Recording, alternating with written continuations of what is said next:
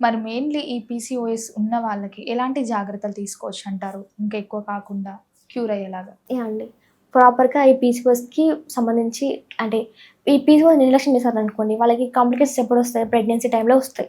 ప్రాపర్‌గా egg release అవ్వదు, fertilisation జరగదు, లేదంటే పీరియడ్ సైకిల్ సరిగ్గా రాదు, ఎగ్ ట్రేస్ చేయలేకపోతుంటారు. ఇలా ఇబ్బందులు పడుతుంటారు. ఇంత దూరం వెళ్ళకుండా ఏవైతే ఎర్లీ సైన్స్ ఉంటాయో, వార్నింగ్ సైన్స్ అంటాం. బరువు పెరగడం కానీ, హెయిర్ రావడం కానీ, హెయిర్ ఫాల్ అవ్వడం కానివ్వండి, లేదంటే ఎక్కువ ఫుడ్ క్రేవింగ్స్ కానివ్వండి, పీరియడ్స్ ఇర్రెగ్యులారిటీస్ ఉన్నాయో, ఇలాంటప్పుడు మాత్రం జాగ్రత్త పడుతూ ఉండాలి. ఇలాంటివి ఏదైనా వెంటనే కనిపించాలో డాక్టర్‌ని కన్సల్ట్ అయ్యి అది పీసీఓఎసా కాదా డయాగ్నోసిస్ జరిపించుకొని దాని ప్రకారంగా ట్రీట్మెంట్ తీసుకోవచ్చు.